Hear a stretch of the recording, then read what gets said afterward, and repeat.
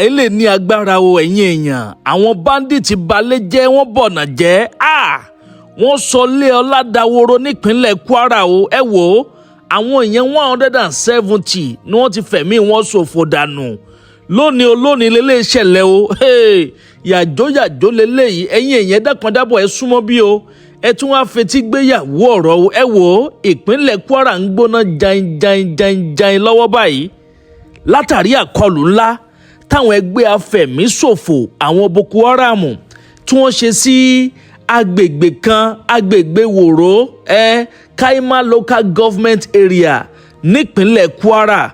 Wọ́n ló ti tó bí oṣù bíi 5 sẹ́yìn báyìí tí wọ́n ti ń kì wọ́n lọ tí wọ́n sì ti kọ ìwé ránṣẹ́ sí agbègbè yẹn wípé àwọn fẹ́ gbórí wọbẹ̀ àwọn fẹ́ wá sọsẹ́ kódà wọ́n ní gbogbo àwọn olórí wọn ní community yẹn pátápátá pé lọ́gán tí wọ́n gbọ́ fìrìfìrì wípé àwọn bandit kọ ìwé sáwọn páwọn ń bọ̀ làwọn ti ké sí àwọn ọmọ ológun ilẹ̀ wa tí wọ́n sì ti deploy ọ̀pọ̀lọpọ̀ àwọn ọmọ ológun wá sí agbègbè yẹn.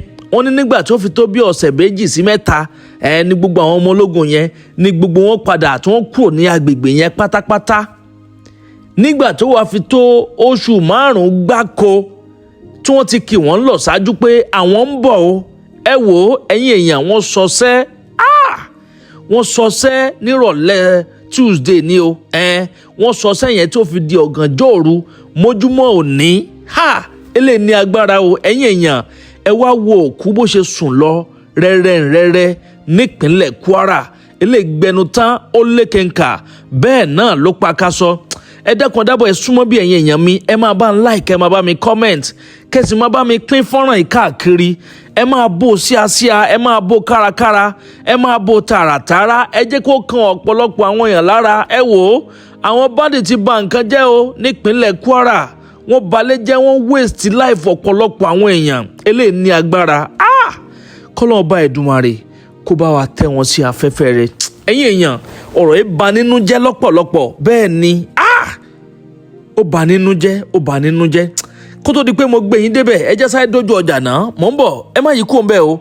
Àdàbà tẹlifíṣàn náà lẹ́wà. Tested and trusted kí mò ń sọ̀rọ̀ ń pa ẹ̀ kápẹ́bù tẹ́ bá ń gbọ́ ikú kí n pa kíre àrùn kì í ṣe kínú àwọn méjèèjì la pàdé pẹ̀lú kápẹ́bù tajà akílà ń gbó akílà òde òjìyàn kan bàbá mi pé kíre wọn lọmọkùnrin tí ò bá lè tẹ àtẹ̀kànlẹ̀ gbọ̀ngbọ̀ngbọ̀n kápẹ́bù ni o ṣẹ̀kan sùn 1 minute man 2 minute man kò sí yẹn mọ́ kápẹ́bù lè tí a fi ewé àti egbò ṣe kápẹ́bù. anáyàn pa ẹ̀rọ abá obìnrin yẹn kò dẹ̀ sí side effect kankan ewé àti egbò la fi ṣe. kápẹ́bù by the way ó yà kó di kápẹ́bù gbà kan jẹ́. Èwo ni ká ṣe kan kó dẹnu kọlẹ̀ ká má lè jí dáadáa kóbìnrin kígbe lábẹ́ ẹni ká má ti gùnkè ká ti dà ọ̀nà àbáyọ ti dé o. Capable natural herbal remedy ló lè ṣe gbẹlura kó o dẹṣin gbẹmu kóbìnrin ó máa bẹ̀ kó ti tó tún wá tán síbẹ̀ o. Ìwọ tààtọ̀ ẹ ò lè dánmọ́ ìyẹn low sperm count ìwọ tó ní erectile dysfunction kó o bẹ̀rẹ̀ kó má lè nàró. Capable natural herbal remedy ló kápá ẹ̀. Capable natural herbal remedy jẹ́ oògùn tá a fi ewé àtegbò ṣe tí a ṣe àkójọ ẹ̀ níbi tó mọ́ tónítóní. Àwọn tó mọ̀ nípa ewé àtegbò ló pákéjì ẹ̀. Ó yá pé nọ́mbà yìí láti họ́dà Capable natural herbal remedy tiẹ̀ 0906-866-4147 lẹ́ẹ̀kan sí 0906-866-4147. ó yá gbé Capable lura kẹ́ni ẹlẹ́ni má bàa gbàṣẹ ẹ ṣe. Capable natural herbal remedy ló lè mú ẹ Capable. Ẹ tún káàbọ̀ padà ẹ̀yin èèyàn mi. Òní tó ṣe ọjọ́ 4 oṣù kejì ọdún 2026 náà ni ìròyìn ló ń dé sí etí ìgbọ́yín. Ẹ wò ó ní ọjọ́ Tuesday èyí ò lánàá òde yìí ní nǹkan bí ọwọ́ aago 5 ìrọ̀lẹ́ ní ìròyìn ọ̀hún gbòde kan o wípé àwọn bandit afẹ̀míṣòfò wọ́n ya bo agbègbè kan nípínlẹ̀ Kwara. Agbègbè tí wọ́n ń pè ní Woro wọ́n ní Kaima local government area ní Woro ìwà. Ẹ wá wàdúrà àwọn èèyàn tí wọ́n jí gbé o. Bọ́n ṣe jí ọ̀pọ̀lọpọ̀ àwọn èèyàn gbé wọnú igbó lọ wọ́n sì fi ẹ̀mí àwọn bíi 170 wọ́n fi ẹ̀mí wọn ṣòfò. Wọ́n láwọn tí wọ́n pa wọ́n ju 170 yìí lọ o. Bẹ́ẹ̀ ni àmọ́ lára àwọn òkú tí wọ́n ti ṣa àgọ́ ara wọn tó rán láwọn ọmọ ológun wa wọ́n ti kán lugbó tí wọ́n bẹ̀rẹ̀ sí ń wá àwọn èèyàn káàkiri ni wọ́n bẹ̀rẹ̀ sí ń rá àwọn òkú yìí káàkiri. Ilé àwọn pípọ̀ yìí mà níkà ọ̀dájú paraku ńlá làwọn afẹ̀míṣòfò Boko Haram yìí wọ́n sì pa ọ̀pọ̀lọpọ̀ àwọn èèyàn, wọ́n pa obìnrin, wọ́n pa ọmọdé, bẹ́ẹ̀ náà ni wọ́n jí ọ̀pọ̀lọpọ̀ wọn ni wọ́n jí wọn wọnú igbó lọ. Ẹ wò ó, ìwé ìròyìn Premium Times náà ló tún gbélé síta o. Bẹ́ẹ̀ sì ni ọ̀pọ̀lọpọ̀ àwọn ìwé ìròyìn ni wọ́n ti ń gbé yàjóyàjó eléyìí ṣẹ̀ṣẹ̀ jáde ni. Mo ní sáré fi tó èèyàn wa létí wípé àwọn bandit sọsẹ́ o. Bẹ́ẹ̀ ni nípínlẹ̀ Kwara, kódà wọ́n ní aago 7 gbáko báyìí ni wọ́n fi ń sọsẹ́ ọ̀hún tí ò sì sáwọn agbófinró kankan àbáwọn ọmọ ológun àbọ́lọ́pàá kankan tó mọ̀ pé wọ́n ń sọsẹ́ lágbègbè yẹn tàbí tó yọjú sí wọn láti ẹ̀ ti dí wọn lọ́wọ́ ọṣẹ́. Eléyìí ní agbára ẹ̀yin èèyàn.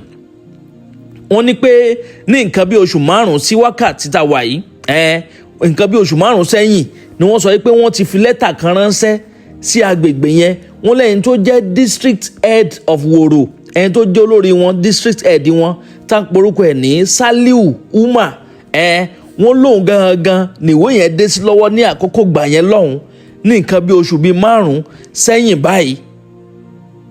Kódà wọ́n ní pé ìwé yẹn pé wọ́n bẹ̀rẹ̀ sí ń pín káàkiri tó bẹ̀rẹ̀ sí ń fi hàn ọ̀pọ̀lọpọ̀ àwọn èèyàn pé nǹkan báyìí ń ṣẹlẹ̀ o, ó ń bọ̀ àwọn là ń dẹ́ẹ̀dẹ́ o.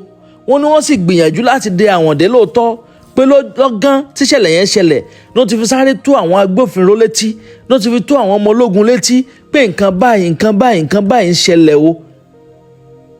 Kí ni ìgbésẹ̀ tó yẹ kán gbé sí? Wọ́n láwọn ọmọ ológun pé wọ́n deploy àwọn ọmọ ológun tó pọ̀, wọ́n deploy wọn lọ sí agbègbè yẹn ní gbogbo ìgbà tíṣẹ̀lẹ̀ yẹn tó sì ń gbóná janjan tí wọ́n ṣe receive lẹ́tà yẹn. Ó ní àmọ́ kò ju bí ọ̀sẹ̀ bíi 2 sí 3 lọ nígbà táwọn ọmọ ológun ò kófìrí pé àwọn bandit kankan ń bọ̀ tí wọ́n sì rí any sign pé àwọn bandit kankan ń bọ̀, àwọn ya kúrò ńbẹ̀ tí wọ́n náà gba bòmíì lọ.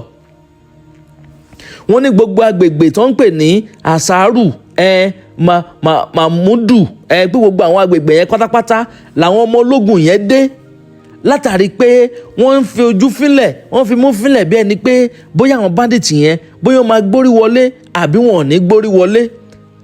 Àmọ́ àwọn làwọn ọmọ ológun yìí wọ́n kúrò lágbègbè yẹn o. Agbègbè Woro tá à ń sọ yìí, wọ́n ní ń bẹ ní Kanji National Park pé bíi 5,341 square kilometres ní gbogbo lẹ̀ tí ìlú yẹn nìkan tó occupy. Bẹ́ẹ̀ sì náà sọ pé igbó ló yí agbègbè yẹn ká. Pínú àwọn igbó yẹn làwọn bandit yẹn ti sáwọ̀ tí wọ́n ti fi ṣe lé, tí wọ́n ti fi ṣe bùgbé. Ó wá jẹ́ kó rọ̀ wọ́n lọ́rùn láti kàn ti jáde láti wá sọsẹ́. Ẹ̀yin èèyàn, eléyìí tó ṣẹlẹ̀ yìí ní agbára o. Bẹ́ẹ̀ ni ó ní agbára gidi gan ni torí ọ̀pọ̀lọpọ̀ àwọn ẹ̀mí ló ṣòfò dànù nínú igbó Woro yìí. Wọ́n kanlẹ̀ gbórí wọnú ìlú yẹn ni tí wọ́n fẹ̀mí ọ̀pọ̀lọpọ̀ àwọn èèyàn tí wọ́n fi ṣòfò dànù. Wọ́n ní nǹkan bí aago 5 lálẹ́ ní wọ̀rọ̀lẹ́ làwọn bandit yìí ni wọ́n gbórí wọ agbègbè yẹn. Wọ́n sì ṣiṣẹ́ tó fi dọ̀gànjọ́ òru mọ́júmọ́ Wednesday tàwánú rẹ̀ yìí. Gbogbo Tuesday yẹn, ìrọ̀lẹ́ Tuesday tó fi di Wednesday ni wọ́n fi sọsẹ́. Wọ́n ní wọ́n jó ilé, ọ̀pọ̀lọpọ̀ ilé ni wọ́n jó. Wọ́n jí àwọn ọmọ, wọ́n pa ọmọ àtọmọdé àtàgbà ni wọ́n sọ wípé wọ́n pa. Ilé ní agbára o. Wọ́n ní ẹnìkan tó jẹ́ politician olóṣèlú Saidu Ahmed, wọ́n lòun náà ló tún bá àwọn akọ̀ròyìn sọ̀rọ̀ wípé ní àkókò gbà yẹn tí wọ́n sì ń bá sọ̀rọ̀ lọ́wọ́, èyí ò ní kùtù àyàfẹ̀mọ́jú àárọ̀ yìí wọ́n láwọn bíi 40 àwọn òkú ni wọ́n ti rí láwọn tó ti kàpó ti kú. Nígbà tó fi dọwọ́ ọ̀sán táwọn Premier Times ń bá wọn sọ̀rọ̀, wọ́n ní gbogbo òkú tó ti ṣàlágbègbè yẹn ó ti wọ 170. Bẹ́ẹ̀ náà sì sọ wípé àwọn òkú yìí ò tí ì tánú gbó, pé wọ́n kó ọ̀pọ̀lọpọ̀ àwọn èèyàn wọnú gbó, wọ́n wá bẹ̀rẹ̀ sí ní pa wọ́n yìnbọn mọ́ gbogbo wọn. Kí lóhun tó lè fa ilé nítorí Ọlọ́run? Ṣèbọn máa ń jiyàn gbé gbowó lọ́wọ́ wọn ni. Kí lóhun tó tún fa ilé tó jẹ́ pé wọ́n jí ọ̀gọ̀rọ̀ àwọn èèyàn gbé, wọ́n sì dáná sun ọ̀pọ̀lọpọ̀ wọn.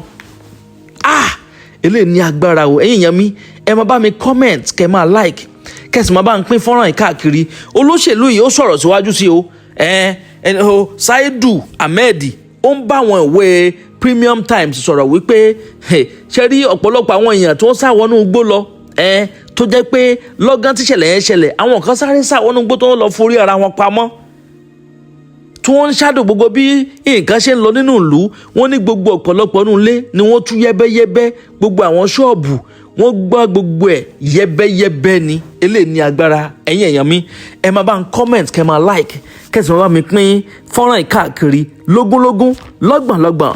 Ẹ máa bá ń bò ṣíaṣíá, ẹ máa bò kárakára, bẹ́ẹ̀ náà ni kẹ́ máa bò tààràtàrà. Kódà wọ́n ní wọ́n dé ààfin district head agbègbè Woro yẹn, ìyún alàgbà Uma. Wọ́n ní wọ́n dé ààfin ẹ̀ o, pé gbogbo bẹ́ẹ̀ ni wọ́n gbọ̀n yẹ́bẹ́yẹ́bẹ́. Bó ṣe jí ọmọdé ni wọ́n jí àgbàlagbà, pàápàá jùlọ àwọn obìnrin àtàwọn ọmọdé ni wọ́n jí tó ń kó gbogbo wọn wọnú igbó lọ. Bẹ́ẹ̀ sì ní ọ̀pọ̀lọpọ̀ àwọn èèyàn ni wọ́n ti sọnù tí wọ́n rí wọn mọ́. Wọn tí ì mọyì àwọn tí wọ́n kó ní pàtó lọ́wọ́lọ́wọ́ báyìí. Nígbà tó bá fi di ọ̀la, bó bá tó ṣe jẹ́ lórí ìròyìn, gbogbo ẹ̀ pátápátá láàyàn nàná fún yín. Kò tún wá tán síbẹ̀ o. Wọ́n ní wọ́n gbé ọkọ̀ jíìpù ẹni tó jẹ́ adarí wọn yìí, district head yẹn. Wọ́n gbé jíìpù ẹ̀, wọ́n ní jíìpù ẹ̀ wà lára ọkọ̀ tó ń fi wọ ọ̀pọ̀lọpọ̀ àwọn èèyàn wọnú igbó lọ. Ìyún jíìpù Mr. Uma, wípé wọ́n jí ọkọ̀ jíìpù tí ń lò, wọ́n fi kó àwọn èèyàn wọnú igbó lọ. Ẹ̀yin èèyàn, àwọn ọlọ́pàá ìpínlẹ̀ Kwara, àwọn náà wọ́n ti fìdí ọ̀rọ̀ yìí, wọ́n ti fi múlẹ̀ o. Ẹ wò, mò ń bọ̀ náà, ẹ wá yìí kó ń bẹ́ o. Àdàbà tẹlifíṣàn náà lẹ́wà. Fẹ́tò sísìn ó kájú ẹ̀, tẹ́ bá gbọ́ ó kájú ẹ̀. Kí là ń sọ̀rọ̀ ń pa rẹ̀? Èyí ni láti dènà gbogbo àrùn tí èèyàn bá kó nípasẹ̀ ìbálòpọ̀ tàbí níbi tí èèyàn ti lọ ṣe ìgbọ̀nsẹ̀ àbí ṣe ẹ̀yọ́ tí kò mọ̀. Fẹ́tò sísìn tí nǹkan ọmọbìnrin bá ń lamẹ́ àbí tí ó ń rùn tí ọkọ rẹ̀ ò tiẹ̀ lè bá ṣeré níbi tó yẹ kó ti bá ṣeré, ẹ mà kéèyàn gbẹnu sí tí ò lè gbẹnu sí, àrùn ti wà níbi bẹ̀yẹn nìyẹn. Fẹ́tò sísìn ó kájú ẹ̀ láti rọwọ́ oríṣiríṣi àrùn tí ó máa ń bá ọmọkùnrin àbí ọmọbìnrin jà nípasẹ̀ ìbálòpọ̀ àbí oríṣiríṣi. Àtọ̀sí ọlọ́yún ni, àtọ̀sún ẹlẹ́yọ̀ ni, àtọ̀sí ẹlẹ́jẹ̀ ni, àbí kí nǹkan ọmọkùnrin àbí ti ọmọbìnrin kí ó máa roni goro gbogbo gbà. Fẹ́tò sísìn, mo fọwọ́ rẹ̀ sọ̀yà gbà, mo fòǹtẹ̀ lù ú. Ọ̀gbẹ́ni lọ gbé e lura kó kojú àrùn tí ń bá ọ fínra.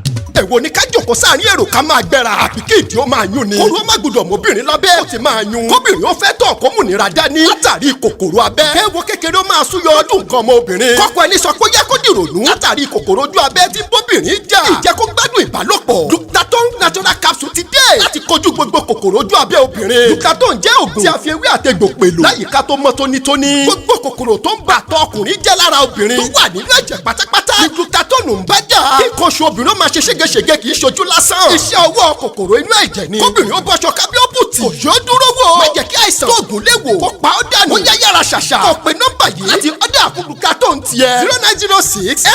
0906-866-4147 lẹ́ẹ̀kan sí 0906-866-4147. Òpin ti dé bá gbogbo vaginal infection. Láti ọwọ́ bọ abẹ́ ká máa yún ti dọ́pin. Kí ọmọ má dúró lára obìnrin ti dìgbàgbé. Kò bá ti gbé Ductaton natural capsule lura. Àjọ tó ní ṣe pẹ̀lú òògùn lórílẹ̀‐èdè Nàìjíríà ti fòǹtẹ̀lù.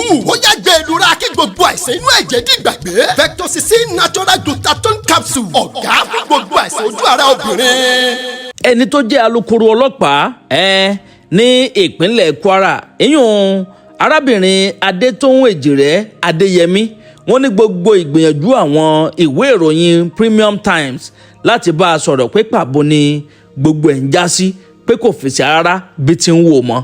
Bẹ́ẹ̀ sì ni wọ́n ní ẹnìkan tó jẹ́ Al Jazeera wípé àwọn sọ pé àwọn ti bá alukoro ọlọ́pàá yìí páwọn ti bá sọ̀rọ̀, bó sì ti kọ̀ǹfàmù ẹ̀, bó fìdí ọ̀rọ̀ múlẹ̀ pé lótìtọ́ àti lódodo ni àwọn afẹ̀míṣòfò yìí ni wọ́n ṣe àkọlù sí agbègbè Woro nípínlẹ̀ Kwara, pé lọ́gán tíṣẹ̀lẹ̀ ìṣẹ̀lẹ̀ ni wọ́n ti rán àwọn ọmọ ológun wa tí wọ́n ti rán wọn lọ sí agbègbè ọ̀hún, pé wọ́n rán wọn lọ ní Ṣùàní o, bó tilẹ̀ jẹ́ pé wọn ò dárúkọ iye àwọn ọmọ ológun tó lọ sí agbègbè yẹn, àmọ́ wọ́n fi ń tó wa létí pé àwọn ọmọ ológun ti débẹ̀, páwọn ọmọ ológun yìí náà gan bó ṣe ń túnú gbó tó ń yẹ gbogbo bí wò, àwọn náà ló ń rí òkú àwọn èèyàn ní agbègbè yẹn.